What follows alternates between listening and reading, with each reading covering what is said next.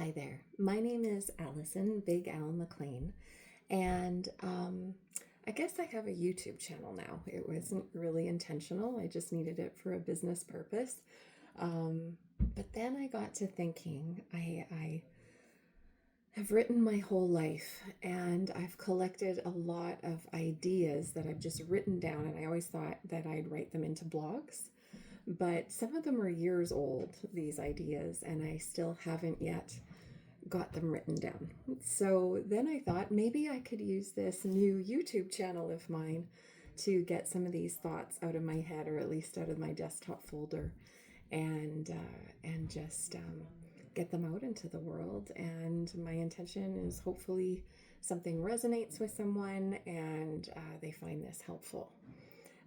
So the idea that I've been thinking about a lot over the last little while is it's a concept that I have in my head, and I use it regularly to help myself when I'm struggling with something.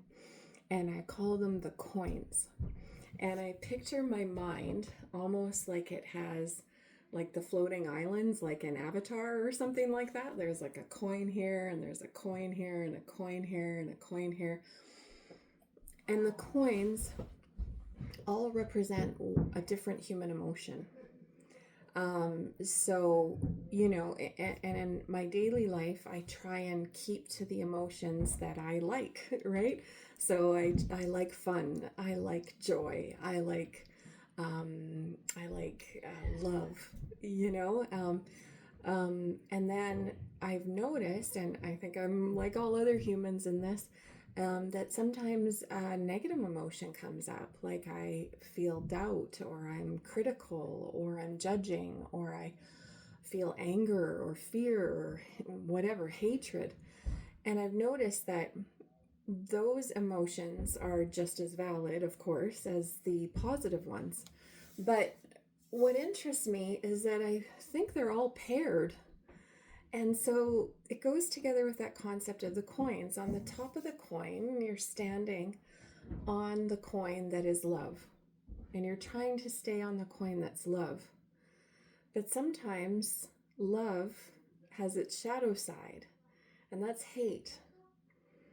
And a mistake that I make is that I try so hard to stay on the light side, and I try, even without me consciously trying, I'm adhering to the light and the positive.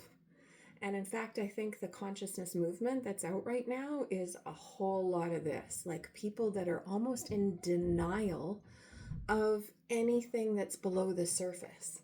They're just like, oh no, I'm love, I'm joy, I'm sunshine. But there's no way that you're that unless you've attended to what's underneath it, unless you've flipped over the coin and looked at that side too. So a thing that I keep hearing about, particularly from women, for an example, is I can think of 3 women off the top of my head who in the last year have talked to me about being strong. You know, like they want to be strong, and when they fail at something, it's like, no, but I'm a strong woman. I remember one friend said, like, I'm from a lineage of strong women. And so it's like strong, strong, strong, and we're trying to adhere to strong, and we're trying to be strong. But the flip side of strong is weak. And there are things in life that just take your breath away, and they make you weak. And it's good to just feel that, to see that, to not be in denial of your own human weakness, and to just release it and cry it out. Cry out. Like if you've really failed at something, or something went horribly sideways and you can't be strong, let yourself be weak. Let it out of you. Let it release. Because if you don't release it, it stays here, and it becomes dark, and it becomes corrupt. And then you live your life tiptoeing around, trying not to make that mistake again, and trying not to be stupid again or a failure again, and trying to always be strong and be right and be good and be true, and that goes sideways. And then the next time something goes wrong, because of course it's life and of course it will, you're if you continue to keep being in denial of it, it's going to keep acting on you and coming out the sides in weird ways.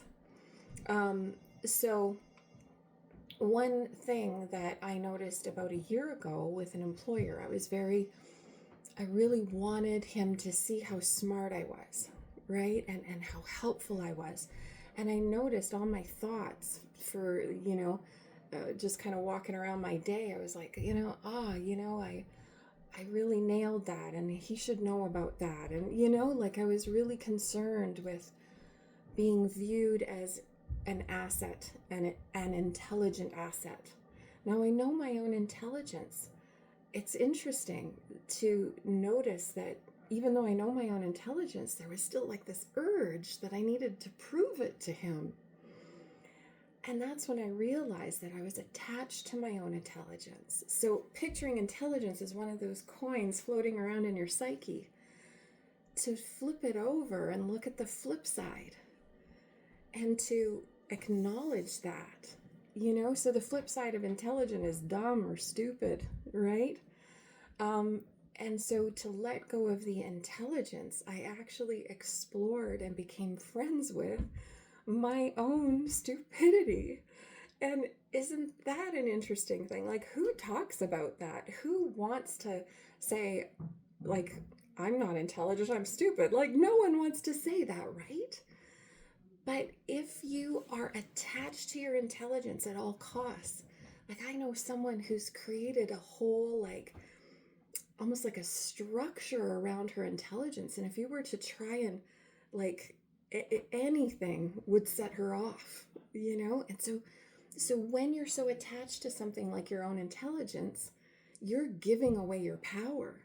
Then if someone tries to remove a stick of the Jenga of your structure that is your intelligence, you're going to freak out. You're going to have fear, because that intelligence in you is like, again, it's like you've got so much energy tied up in it. It's like this huge black Celtic knot of your own power.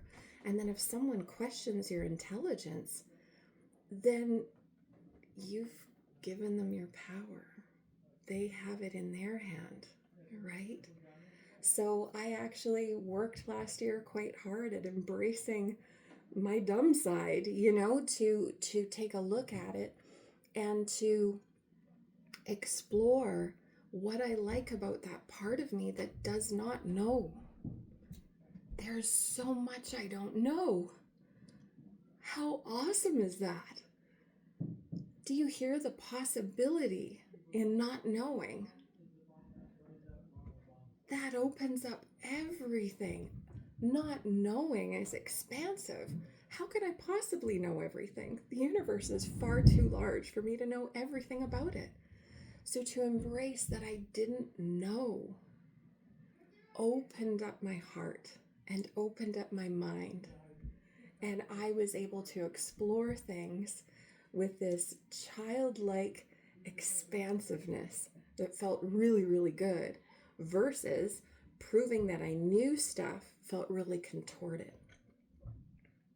So all this to say, if you're experiencing something or you find yourself attached to something, think about what could be on the flip side of the coin. It's a really neat experiment, and I'd be happy to hear from anyone, to hear what they've discovered. And just to even think of that, it's like, oh, I'm so confused. Oh, I'm so confused. Oh, I'm so confused. Or sorry, that's an opposite. But to say, oh, like I want to feel so certain about this, I don't want to have doubt. Well, let yourself relax and let yourself feel doubtful, and let that doubtful part of you be heard. And you might be really surprised at what you learn from that doubtful part of you. And you might even find a child inside you that's been living in your heart,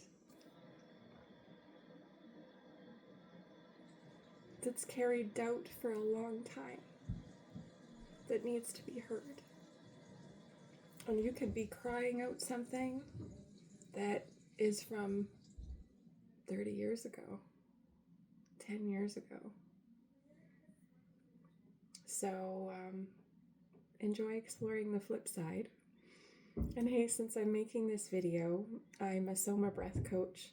If you'd like to take part in feeling this in your body in an embodied way, this is the kind of stuff I'm going to be talking about in my sessions. So check out Big Al's breathwork.